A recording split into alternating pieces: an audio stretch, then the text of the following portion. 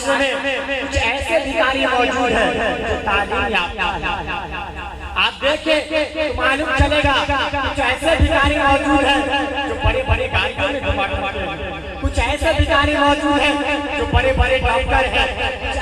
अपने माशरे का जायजा ले तो आपको मालूम चलेगा कुछ ऐसे भिखारी मौजूद हैं जो इंजीनियर है। आप अपने माशरे का जायजा ले तो आपको मालूम चलेगा कुछ ऐसे भिखारी भी है जो इंजीनियर है। आप अपने माशरे का जायजा ले तो आपको मालूम चलेगा कुछ ऐसे भिखारी मौजूद है, कुछ ऐसे भिखारी मौजूद है जो मास्टर है। हज़रात आप सोच रहे होंगे मेरा कहने का मकसद क्या है, मैं कहना चाहता क्या हूँ, तो मैं साफ लफ्जों में बयान कर देना चाहता हूँ। हमारे माशरे का वो नौजवान जो अपने होने वाले ससुर के सामने सबसे पहली शर्त जहेज का रखता है वो भिखारी है। हज़रात बड़े बड़े गाड़ियों में घूमने वाला वो शख्स जो अपने होने वाले ससुर के सामने सबसे पहली शर्त जहेज का रखता है वो भिखारी है। बड़े बड़े स्कूल का वो मास्टर जो अपने होने वाले ससुर के सामने सबसे पहली शर्त जहेज का रखता है वो भिखारी है। दुनिया का सबसे बड़ा वो डॉक्टर जो अपने होने वाले ससुर के सामने सबसे पहली शर्त जहेज का रखता है वो भिखारी है। दुनिया का सबसे बड़ा वो इंजीनियर जो अपने होने वाले ससुर के सामने सबसे पहली शर्त जहेज का रखता है वो भिखारी है। हज़रात आपको चाहिए, अगर आपको पैसा रुपया चाहिए तो कष्ट मेहनत से हासिल कीजिए। अल्लाह रब्बुल इज्जत ने आपको पाँव दिया है, अल्लाह रब्बुल इज्जत ने आपको हाथ दिया है, अल्लाह रब्बुल इज्जत ने आपको शरीर दिया है। अगर आपको मालूम चल जाइए अपने भी कष्ट मेहनत से हासिल करे, दूसरे के दौलत पे लालच न करे, वरना आपके अधिकारी में कोई काम नहीं रहेगा।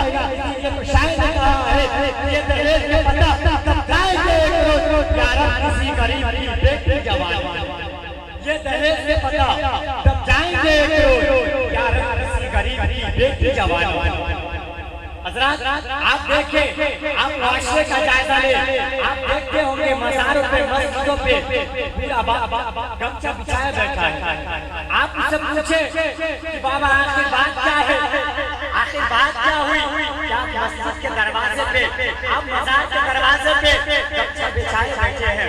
वो आपको बताएंगे, वो आपको बताएंगे कि हमारी बेटी की शादी होने वाली है, बेटी की शादी के लिए पैसे नहीं, बेटी की शादी के लिए पैसे नहीं, इसलिए यहाँ पर बैठे हैं, इसलिए यहाँ पर बैठ के खुदा के बारगाह में दुआ कर रहे हैं यार मेरी बेटी की शादी हो जाए, यार मेरी बेटी की शादी के लिए इंतजाम हो जाए।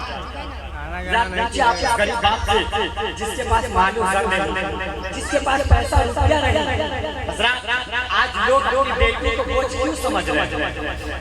आजकल के लोग अपनी बेटी को बोझ क्यों समझ रहे हैं? अपनी बेटी को बोझ इसलिए नहीं समझ रहे हैं उनके पास बेटी है, उनके पास एक बेटी नहीं, दो बेटी नहीं, तीन बेटी नहीं, बल्कि चार चार पाँच पाँच बेटियां हैं। लोग इसलिए बेटी को बोझ नहीं समझ रहे हैं, बेटी को लोग बोझ इसलिए समझ रहे हैं ताकि उसकी शादी में इतने खर्च होंगे, उसके जहेज में खर्च, उसके खाने पीने में खर्च, उसके मेहमानों में खर्च।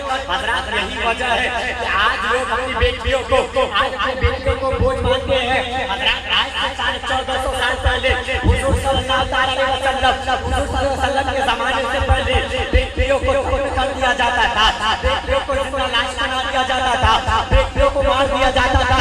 उसको हुजूर सल्लल्लाहु अलैहि वसल्लम अपनी बेटी हज़रत फातिमा को सीने से लगाया करते और फरमाते मेरी बेटी हज़रत फातिमा मेरी आंखों की ठंडक। उस वक्त जब बेटियों को लोग दफन कर देते थे, उस वक्त हुजूर ने अपनी बेटी को गले से लगाया, उस वक्त हुजूर ने अपनी बेटी को चूमा। अपनी बेटी के बारे में हुजूर फरमाते हैं कि मेरी बेटी फातिमा मेरी आंखों की ठंडक है, मेरी जान का टुकड़ा है। हज़रात शायद कहता है कुफ्र जुल्मत का मिटाने, बेटियों को बचाने, कुफ्र जुल्मत का मिटाने, बेटियों को बचाने ये मुस्तफा आ गया।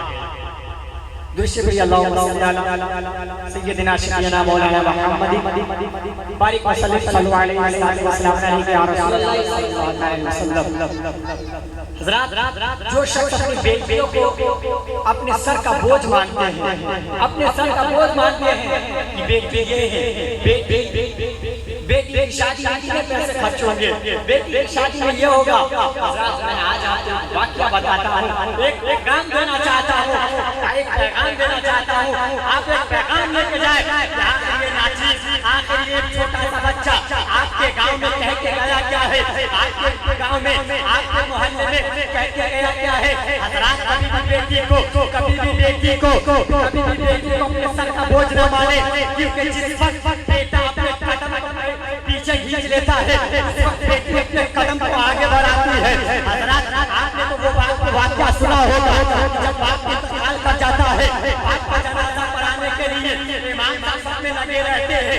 जैसे ही इमाम साहब जनाजा पढ़ाने जाते हैं, एक आदमी कहता है, अभी जनाजा नहीं पढ़ाना, क्योंकि इसके बाप ने मेरे पैसे लिए हैं, इसके बाप ने मुझसे कर्ज लिए हैं। उस वक्त उसके बेटे ने कर्ज देने से इनकार कर दिया। उस वक्त उसकी बेटी ने कहा, ऐ कर्जदार सुनो, मेरे वालिद की जनाजा पढ़ाने दो, तुम्हारा जितना कर्ज होगा तुम्हारे कर्ज को अदा करूंगा।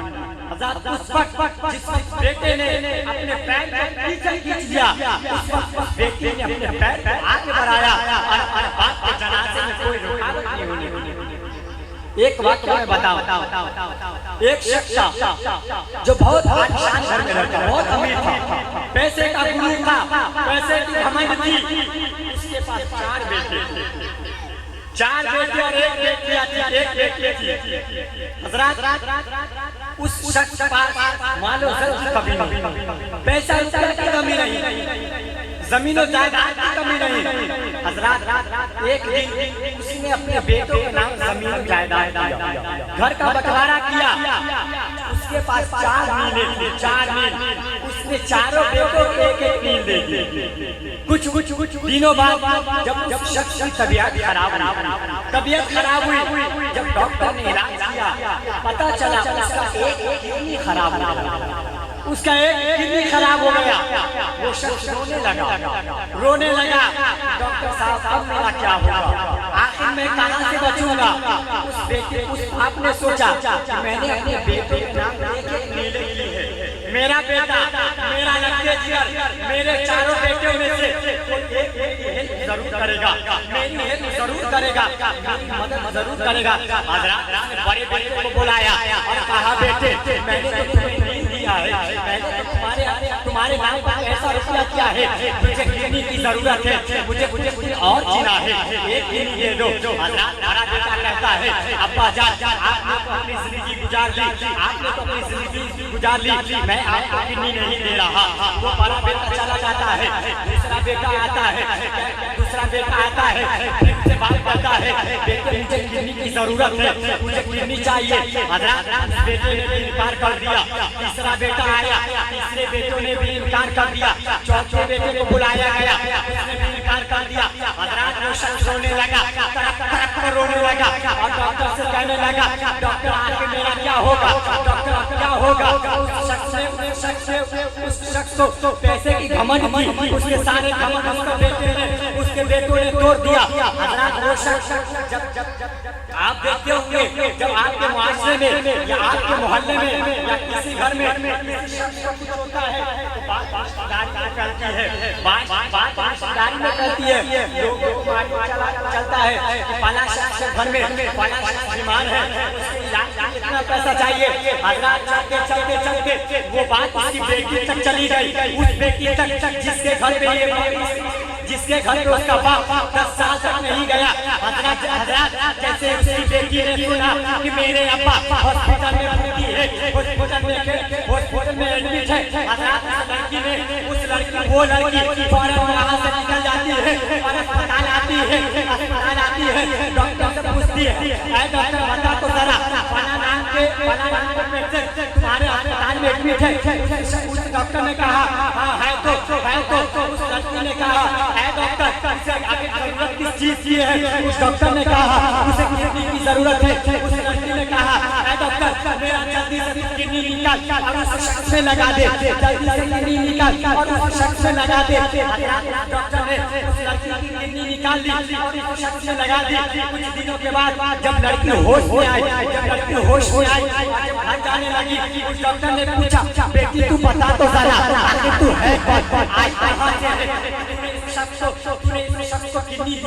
तूने इस शख्स को किडनी देने के लिए तैयार हो गई। लड़की ने कहा डॉक्टर मैं ये तो नहीं बताऊंगी कि मैं हूँ कौन, मैं ये भी नहीं बताऊंगी मैं किसकी बेटी हूँ, मैं ये भी नहीं बताऊंगी मैं आई कहाँ से हूँ। डॉक्टर तुम इतना करो मेरे पास हमको एक कागज और कलम दो। डॉक्टर ने उस लड़की को एक कागज और कलम दिया। उस लड़की ने उन्हें पर लिखा और उस कागज को बंद कर को दे दिया। और डॉक्टर से कहा डॉक्टर अगर वो शख्स पूछे तो उसको बता देना, उसको बता देना। वो अपना नाम तो नहीं बताए मगर एक चिट्ठी देकर गई। चली जाती है।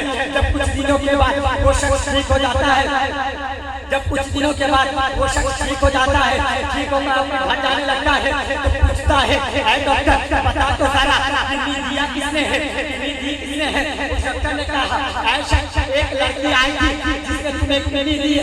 आखिर वो उस शख्स ने पूछा डॉक्टर बता तो सारा आखिर वो लड़की है कौन, वो आई कहाँ से थी, उसका नाम क्या है। उस डॉक्टर ने कहा वो नाम तो नहीं बताया मगर एक चिट्ठी दिए हैं कसम खुदा की मुसलमानों।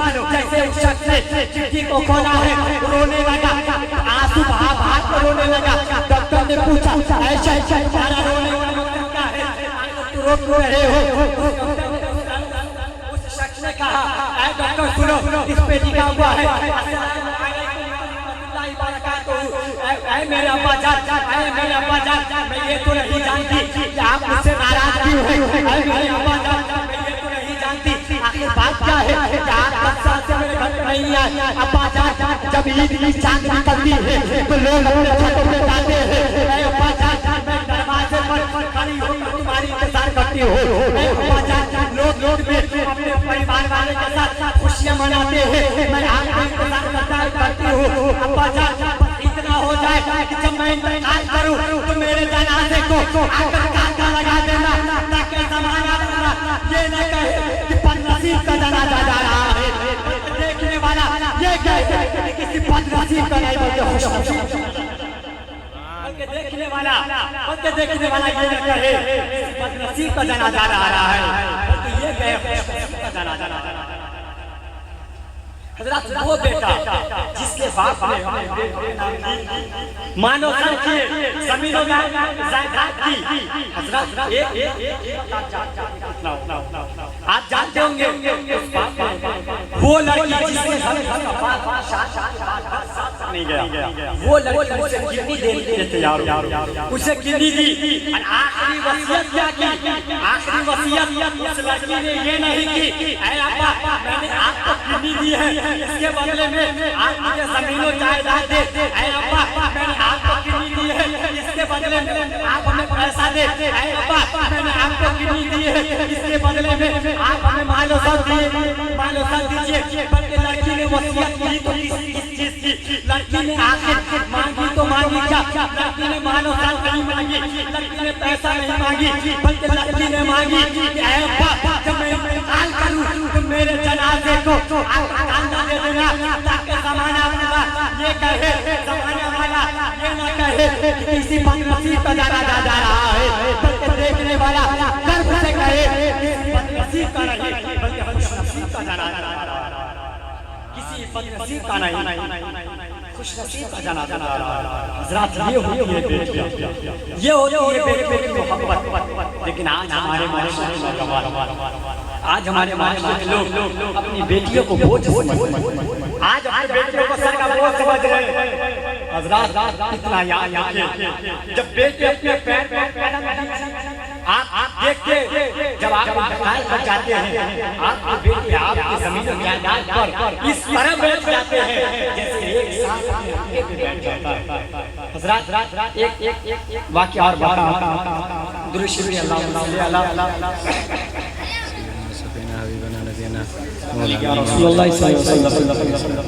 एक दफा हमारे और आपके आका वो मौला हुजूर ताजदारे मदीना राहत कल्ब हसीना हुजूर अहमदी मुस्तफा सल्लल्लाहु अलैहि वसल्लम एक दफा हजरत फातिमा के घर जा रहे हैं। ध्यान से सुनना मुसलमानों, आपको ये मालूम चल जाएगा आप गरीबी और अमीरी किसे कहते हैं।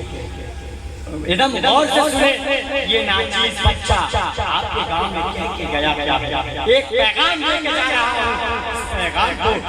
इस पैगाम को एक नसीहत समझकर मेरे दोस्त गौर से सुने। जब हुजूर सल्लल्लाहु अलैहि वसल्लम अपनी बेटी हज़रत फातिमा के घर जा रही थी, अपनी बेटी फातिमा के घर जा रही थी, रास्ते में लोगों ने कहा, हुजूर कहाँ जा रहे हैं, हुजूर जा कहाँ रहे हैं? सल्लल्लाहु अलैहि वसल्लम ने कहा, आज मैं अपनी बेटी हज़रत फातिमा के घर जा रही हूँ, मैं अपनी बेटी हज़रत फातिमा के घर जा रहा हूँ। लोगों ने कहा, हुजूर आज हज़रत फातिमा सोने के हार पहनी हुई, सोने के हार पहनी हुई। हज़रत वहाँ से रोते हुए वापस हो जाते, हुजूर रोने लगे, वहाँ से वापस हो गए। हज़रत आप हज़रत फातिमा के घर नहीं गए, बल्कि वहाँ से वापस आ गए। लोगों ने कहा, हे फातिमा, तुम्हारे वालिद तुम्हारे अब्बा आ रहे थे, उन्हें मालूम चला कि तू सोने की हार पहने है, तुम्हारे वालिद साहब वापस चले गए। कसम खुदा की मुसलमानों, जैसे ही हज़रत फातिमा ने सुना कि हमारे वालिद